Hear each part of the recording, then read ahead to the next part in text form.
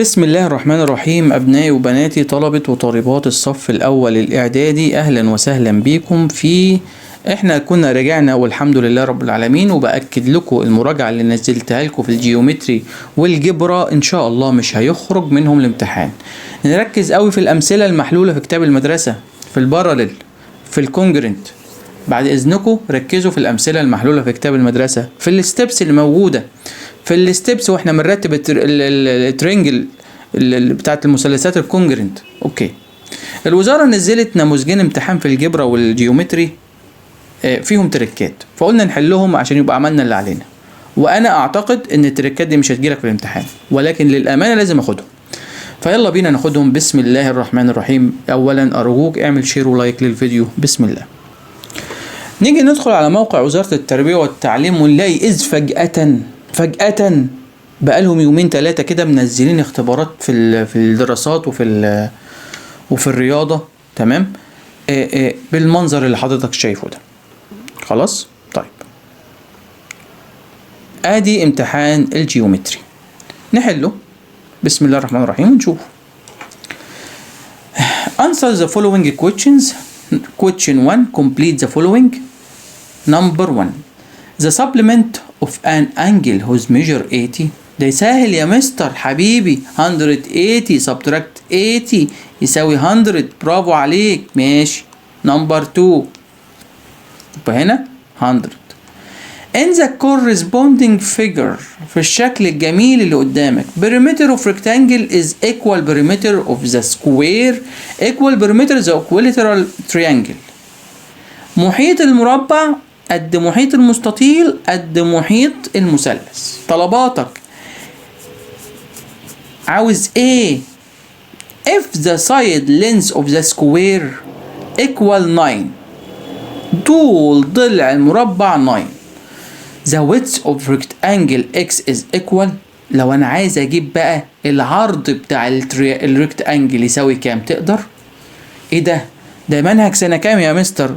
ده المفروض ان ايه، ده التراكمي يعني. طيب، انا اتوقع ان طبعا السؤال ده مش هيجيلك في الامتحان، ولا هيجيلك اللي هو اكسس سيمتريك. اوكي. طيب، تعال نشوف.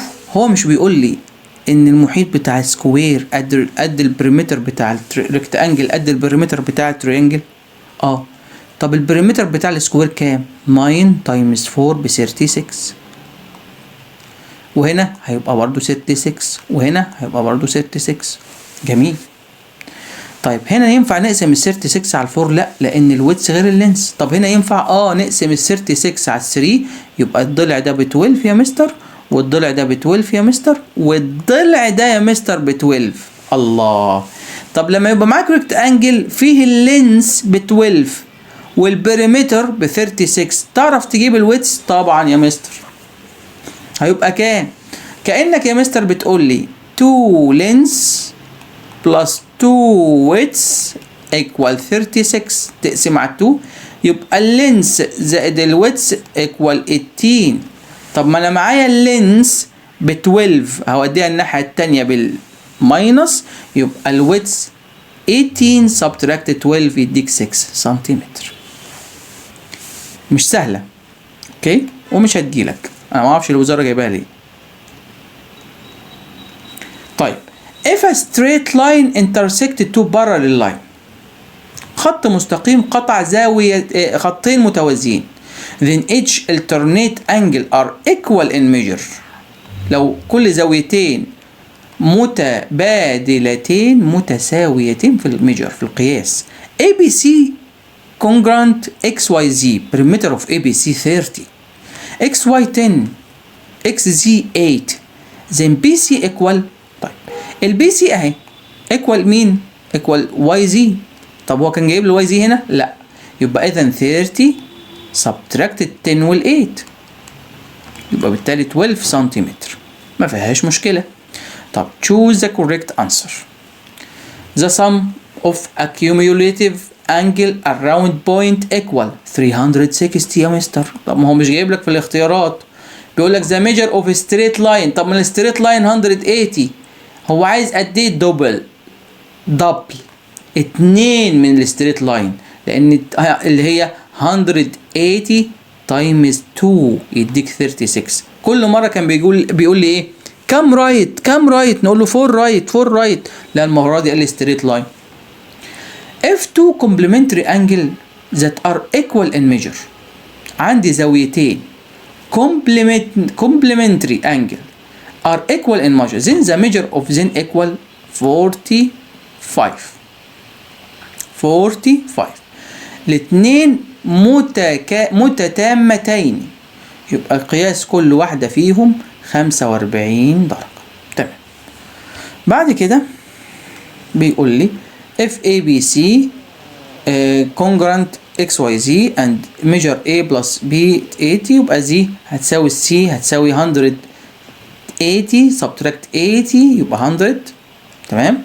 هنا ال ABC congruent XYZ then AC اللي هو الأول والثالث على ال XZ الأول والثالث يبقى 1 لأنهم متساويتين. نمبر 5 بيقول لي if the perimeter of square equal 20 سنتيمتر. طب لو عايز السايد يبقى 20 divided 4 يديك السايد ب 5 سنتيمتر. طب الاريا سايد باي سايد 5 باي 5 يديك ايه؟ 25 سنتيمتر سكوير. بعد كده اعطاني مسألة غريبة الشكل. اوكي طيب لازم يا حضرات show the solution step، لان في طلبة للاسف بتقول له الحل كذا وتسكت وفي الاخر يقول لك انا نقصت درجة ليه؟ لانك مش كاتب الستبس.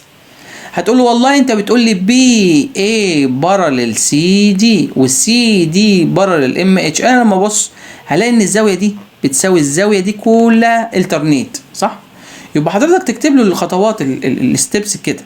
بص معايا، هتقول له والله طالما اتش ام انت اللي بتقول لي او ام اتش بارلل سي دي ده يبقى زاويه ام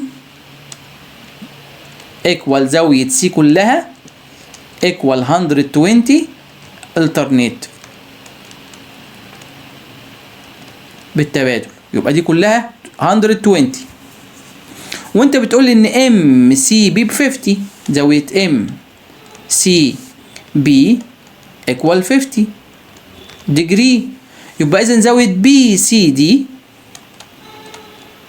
ايكوال ال 120 كلها ناقص ال 50 ب 70 ديجري، يبقى دي بكام؟ ب 70. وانت بتقول لي ان الاي بي بره السي دي، يبقى اذا الزاويه دي والزاويه دي 180 لانهم انتيريور، يبقى زاويه بي سي دي بلس بي يساوي 180 لانهم الاثنين انتيريور داخلتين وفي جهه واحده من القاطع. طب انا عندي دي ب 70 يبقى البي بكام؟ يبقى اذا البي ايكوال 180 سبتراكت 70 يديك 110. اوكي صعبه يا مستر، معلش. تعالى بقى في الكونجرنت. هنا بيقول لي والله اي بي ايكوال اي سي، بي دي ايكوال سي دي، اي بي سي بي دي سي 120. منشن ذا كونديشن، اكتب شروط تطابق المثلثين اي بي دي واي دي سي تو بي كونجرنت. الحاجه الثانيه فايند اي دي سي بكام، الزاويه دي هتبقى بكام. اوكي هقول له والله تعالى يا فندم بالراحه، ال اي بي ايكوال اي سي طبعا هنقول له المثلثين. الخطوات بقى يا حضرات، اهم حاجه عندي ان انتوا تعلموا الخطوات، وانا مش جايب الكلام ده من عندي. حضرتك لو فتحت كتاب المدرسه وبصيت هتلاقي المساله دي موجوده في الامثله المحلوله، وهيكتب لك نفس اللي هكتبه لك ده. هتقول له المثلثين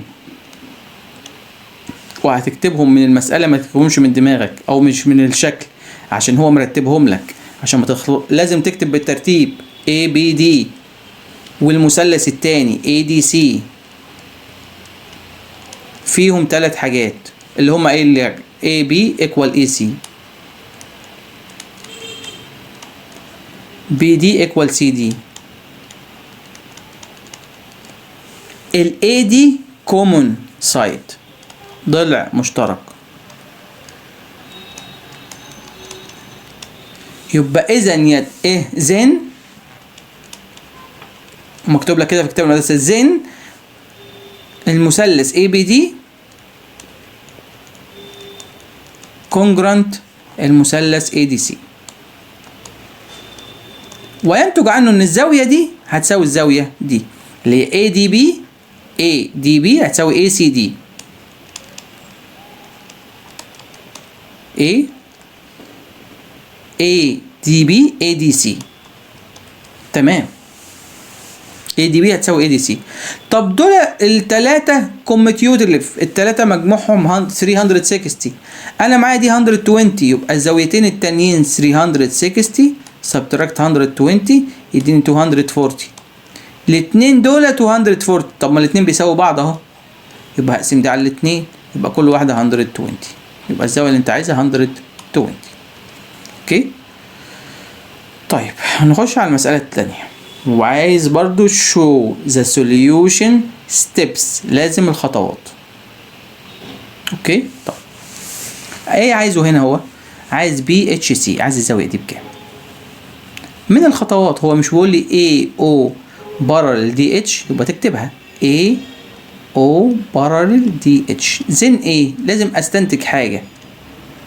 اي او بارل دي اتش. طب دي 110، يبقى اذا دي 110 الترناتيف، يبقى زاويه A او زاويه B ايكوال زاويه C ايكوال 110 الترنيت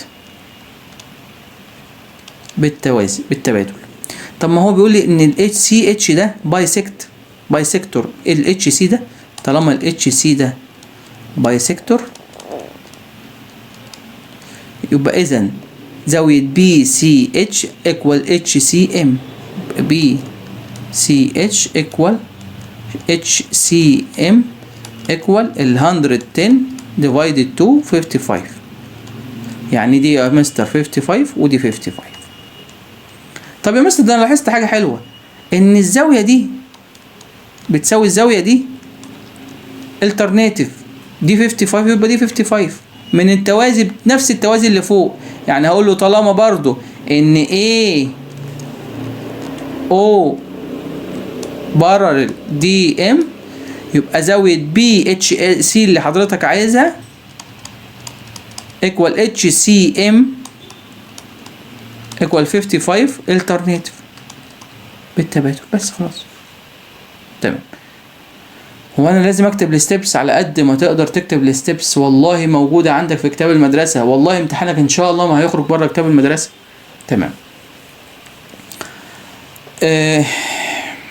ندخل في المسألة دي. هو الراجل عايز CAH بكام؟ هقول له والله طالما ان ال HAB ده ستريت لاين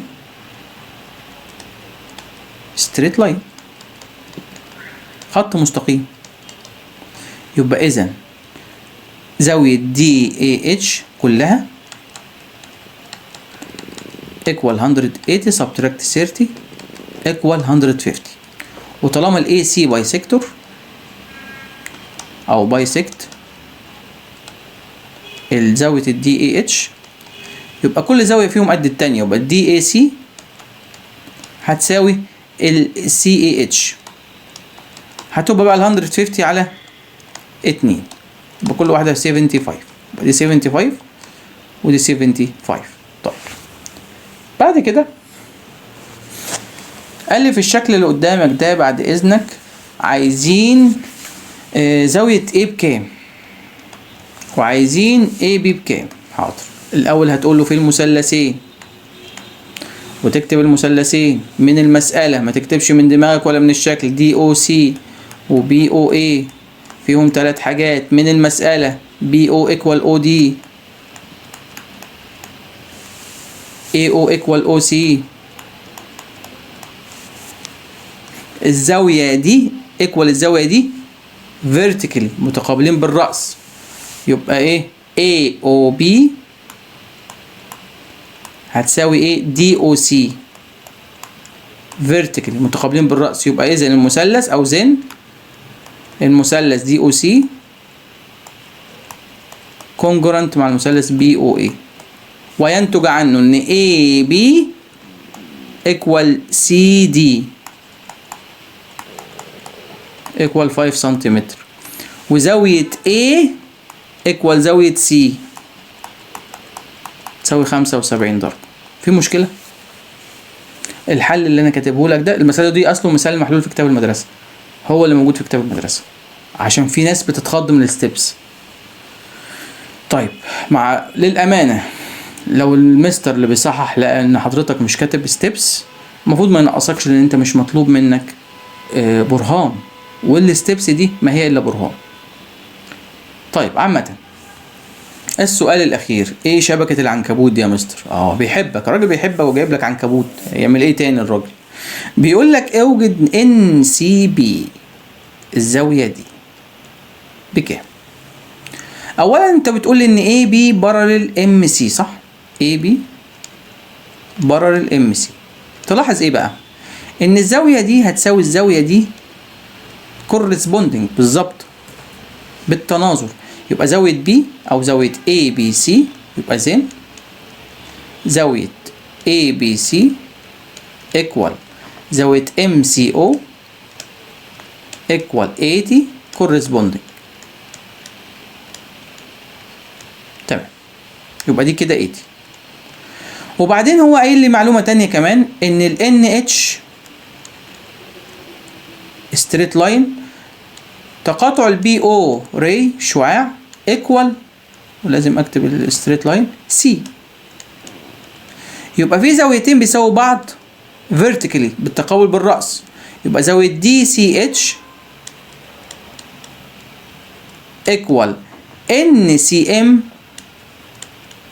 ايكوال 50. يعني دي ب 50 يبقى اللي فوق منها ب 50.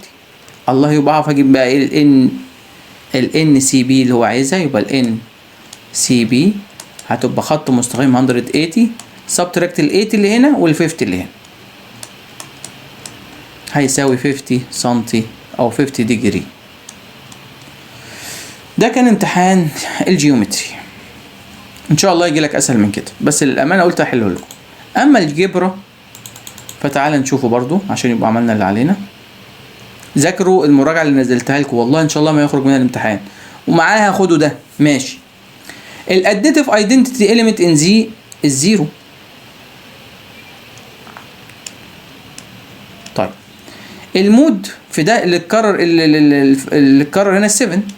طيب هنا هو 6 ده على كام يديني ده؟ 6 ديفايدد 3. طب الاكس 2 محطوطه هنا، اكس 2 خلي بالك، تمام؟ يبقى الاكس 2 محطوطه، بس خلي بالك طالما محطوطه يبقى ما احطش حاجه هنا، ماشي. الواي مش محطوطه هنا ومحطوطه هنا، يبقى الواي على ايه؟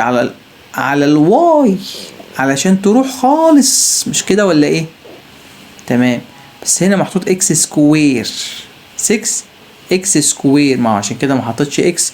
فهتيجي تقسم كأنك هتقسم ده على اول واحد، 6 ديفايدد 2 فيها 3، اكس 2 ديفايدد اكس 2 راحوا مع بعض، واي ديفايدد مفيش، تحط الواي يبقى 3 واي، بحيث لو ضربت ده في ده يديك الحد الاولاني وده في ده يديك الحد التاني.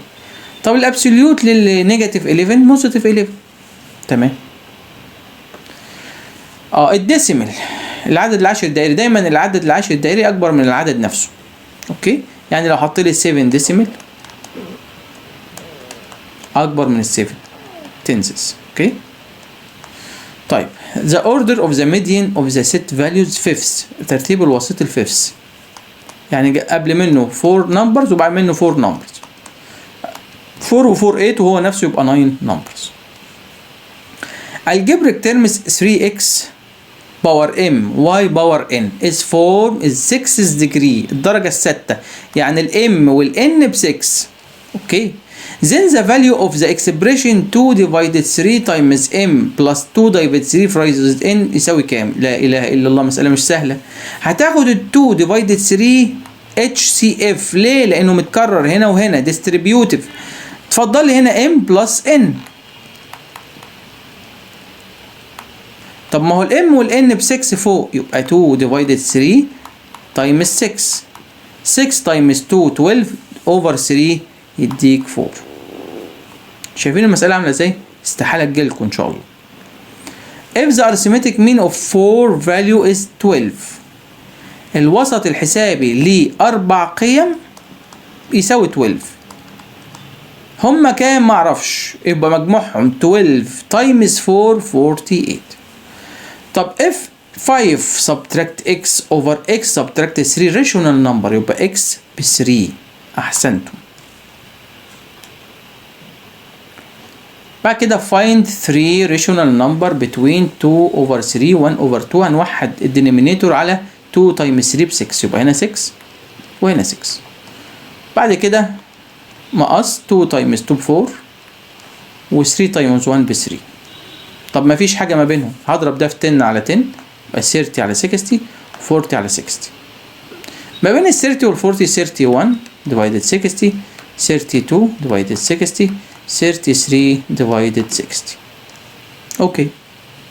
simplify to the simplest form.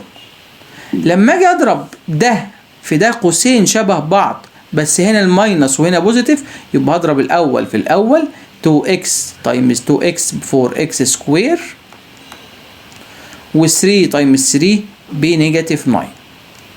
وبعدين همسك ده بقى القوس كله باور 2، يبقى همسك الاول x تايمز نفسه ب x سكوير 3 تايمز نفسها 3 تايمز 3 ب 9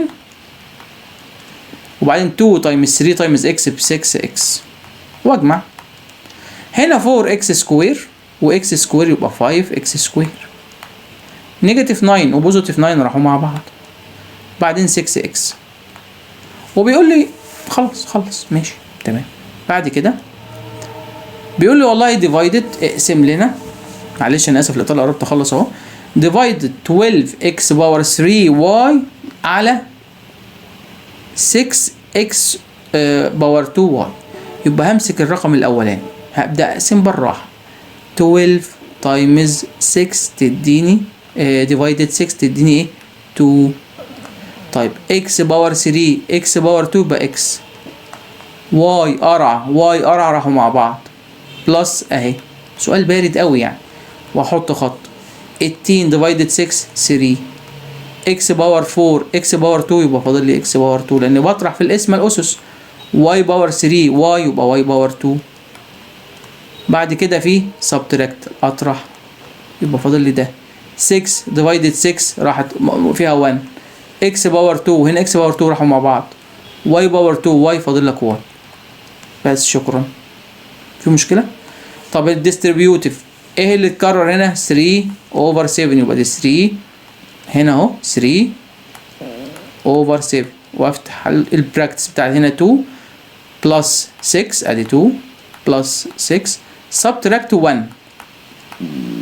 طيب يبقى 3 باور 6 او ديفايدد 7 تايمز 2 6 8 ناقص 1 7. 7 راحت مع 7 فاضل لي 3. السؤال الخامس والاخير subtract 5 ده from ده يبقى ده الاول يبقى 7 ايه الاول subtract 3ab plus b سكوير وهكتب الطرف الثاني تحته اهو 5a سكوير وبعدين هاخد نيجاتيف 3ab بالترتيب بقى وبعدين ايه نيجاتيف b سكوير.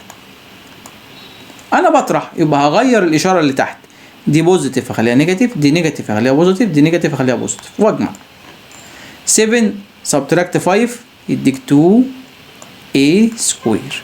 ده راح مع ده هنا b باور 2 b باور 2 يبقى بلس 2b باور 2. السؤال الاخير ونختم ويا ريت الناس تشير الفيديوهات دي على قد ما تقدر، دي خدمتكم ليه. وان شاء الله بنكون مجموعه في الترم الثاني مجموعه كده مجموعاتنا احنا الناس اللي عارفانا بنكون المجموعات بيبقوا 5 افراد او 4 مش اكتر من كده عشان خاطر الفهم وعشان خاطر نقدر نتحكم في بعض وتبقى نجيب الدرجه النهائيه ان شاء الله. طيب الارثمتك مين للفاليو؟ هجمع الفاليو 8 بلس 7 بلس 5 بلس 9 بلس 4 بلس 3 بلس k بلس 4 ديفايدد كم واحد دول 1 2 3 4 5 6 وده كله 7 ديفايدد 7 ايكوال ايه ايكوال 6. اجمع كده 8 و 7 15 و 5 20 29 33 36 40 يبقى 40 بلس k ايكوال 7 تايمز 6 42. هودي ال 40 الناحية التانية يبقى ال k equal 42 subtract 40 هيديني 2. بكده نكون خلصنا المراجعة بتاعتنا الجبرة والجيومتري مع بعض. المراجعة دي مع المراجعات اللي فاتوا يعني مش عارف ازاي ممكن ان شاء الله يعني يخرج منهم الامتحان. ده اللي حصل في المحافظات التانية وان شاء الله يحصل معاكم. يا ريت شير ولايك للفيديو. استودعكم الله والسلام عليكم ورحمة الله وبركاته.